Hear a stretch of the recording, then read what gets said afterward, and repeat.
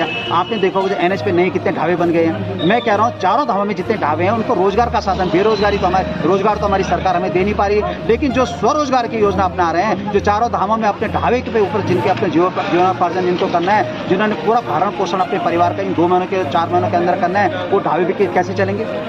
तो अफसोस इस बात है दशकों के रिकॉर्ड टूट गए थे चारों धामों के। तो सरकार को उस टाइम सचेत एक उनके मन में एक सतर्क होना चाहिए कि 2023 में भी इस तरह की व्यवस्था होगी। तो उन्होंने 4 धामों में गंगोत्री, यमुनोत्री, बद्रीनाथ, केदारनाथ इन चारों धामों की बात कर रहा हूँ, यहाँ की व्यवस्था को सुदृढ़ बनाने के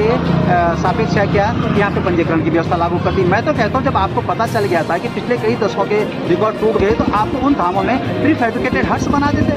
आप शौचालय की व्यवस्था कर देते, आप रास्ते अच्छा कर देते, लेकिन उसको न करके आपके पूरे पास 10 महीने का टाइम था। जून में आपको पता चल गया था कि जून तक पता चल गया था 15-20 तारीख तक कि अगले 2023 में बहुत जबरदस्त तीर्थयात्री की भीड़ होगी। तो उस टाइम आपको सचेत होना चाहिए था, उसी टाइम आपको कार्रवाई अमल में ले आनी चाहिए थी, लेकिन आपने उसके विरोध क्या किया, ऑनलाइन पंजीकरण कर दिया, सीधे साधे कुठाराघात कर दिया हमारे होटल के व्यवसायियों पे, हमारे रेस्टोरेंट के व्यवसायियों पे पूरा कुठाराघात। 29 में से उनकी 22 बुकिंग कैंसिल होकर कल की डेट में 7 बुकिंग रह गई है, 29 बुकिंग में 22 बुकिंग कैंसिल होकर। इस तरह हम तो मोदी सरकार को, पूरे सेंट्रल से मोदी सरकार को, तो भारत को मोदी सरकार को नमन करते हैं कि उनके प्रयास से ही यात्रा क्योंकि एक तो कोरोना काल आ गया, कोरोना काल 2-3 साल तक रहा, एक तो यात्री उस कारण मर गए, और जो आपने खासकर मैं तो केदारनाथ पे जो हमारे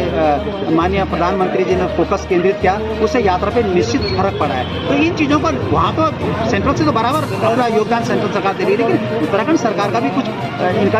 इनको भी कोई कदम लेना चाहिए, इनका भी कोई फर्ज है कि हम उसको सितंबर अक्टूबर 2 महीने कुल मिला के 4 महीने हैं, 4 महीनों के द्वारा ही वो पूरे परिवार का साल भर भरण पोषण करते हैं। आपने के लिए रेस्टोरेंट के लिए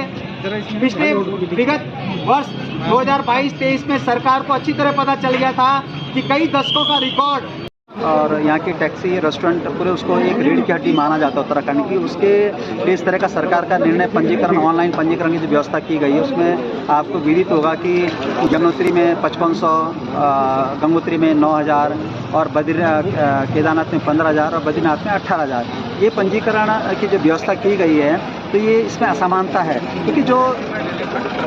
भारत के चारों कोने से जो भी यात्रा करने आएगा वो केवल बद्रीनाथ केदारनाथ की यात्रा करने नहीं आएगा,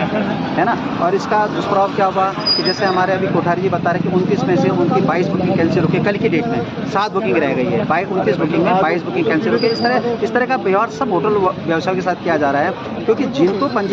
जिनको बद्रीनाथ केदारनाथ का पंजीकरण मिल चुका, उनको गंगोत्री यमुनोत्री का पंजीकरण नहीं मिल पा रहा है। उसके कारण जो टूर पैकर्स हैं और जितने भी टूरिस्ट हैं या जितने भी तीर्थयात्री आएंगे वो अपनी बुकिंग कैंसिल करा रहे हैं। कई बार क्या होता है कि आपने भी देखा होगा, हमारे मन में भाव होता है कि हमें तुरंत दर्शन करने जाना है, बद्रीनाथ के, केदारनाथ के, किसी भी धाम के, मन के एक अंदर से एक आत्मा की आवाज़ आती है कि दर्शन करने। वो प्रोग्राम तो आप बना नहीं सकते, वो कार्यक्रम आप बना नहीं सकते, क्योंकि ऑनलाइन जो व्यवस्था की गई है। चलो मैं कहता हूँ, आपने देखा होगा 2022 में इतनी ज़बरदस्त भीड़ हो गई थी, पिछले कई दशकों के रिकॉर्ड टूट गए थे चारों धामों के। तो सरकार को उस टाइम सचेत एक उनके मन में एक सतर्क होना चाहिए कि 2023 में भी इस तरह की व्यवस्था होगी। तो उन्होंने 4 धामों में गंगोत्री, यमुनोत्री, बद्रीनाथ, केदारनाथ इन चारों धामों की बात कर रहा हूँ, यहाँ की व्यवस्था को सुदृढ़ बनाने के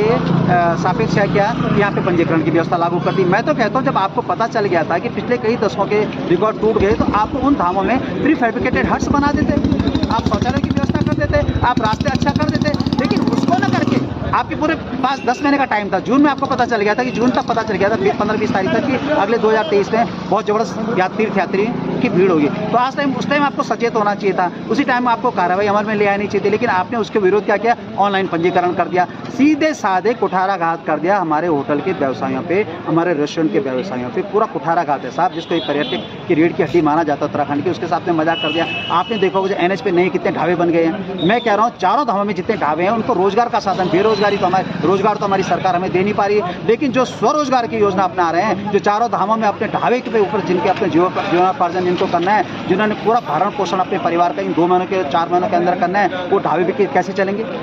तो अफसोस इस बात का है कि आपको इस पर्यटन नीति को प्रोत्साहन जहाँ देना चाहिए था, वहाँ आप इसको निरुत्साह कर रहे हैं, लोगों में एक भ्रम पैदा कर रहे हैं और लोगों की रोजी रोटी पे डायरेक्ट आप कुठाराघात कर रहे हैं। ये होटल व्यवसाय के द्वारा, टैक्सी मैक्सी एसोसिएशन के द्वारा और रेस्टोरेंट एसोसिएशन के द्वारा इसको कतई भी बर्दाश्त नहीं कर पाएगा। हम पूरे विनम्र अभी भी समय हम सरकार से कहना चाहते हैं, इस पंजीकरण की व्यवस्था को खत्म करें और इस पंजीकरण की व्यवस्था को खत्म करके चारों